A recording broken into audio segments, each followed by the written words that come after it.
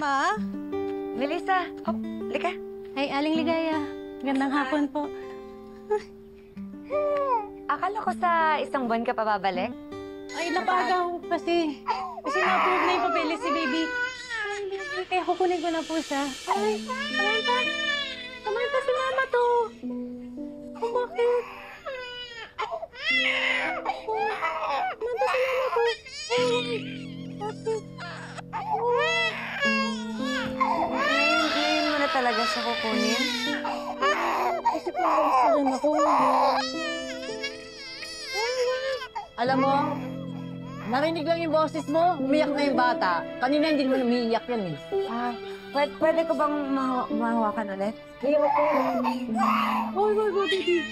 Ayos lang ba kung sa susunod na lang na linggo mo siya kunin? Kasi kakagaling lang niya sa sakit. Baka mabinat yung bata kung palipat-lipat. Ate, Sabado na yung alis ko pa Macau. Eh, kasama na siya doon. Kaya kukunin ko na siya. Kaya pala, may sakit pala siya. Ay, naiyak.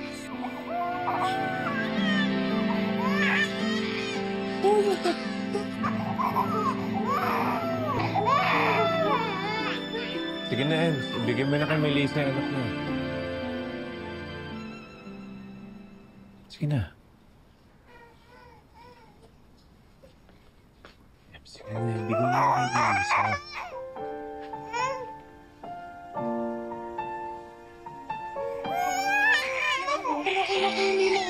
Sandali lang ha. Danilo, kunin mo naman yung gamit ni Samantha.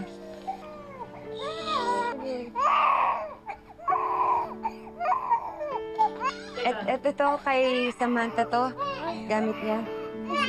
Sandali, baka nagkakalimutan tayo. Yung bayad? Sige po, ito po. Ay, hindi, sandali. Huwag na. Nay, huwag. Melissa, huwag na. Sige, ma, dito kayo. Nandito naman po sa bulsa. Hindi na mas kailangan ni Samantha yan, no? Tingnan mo. Sige po, sir. Huwag naman po ako. Sige, sige. Salamat.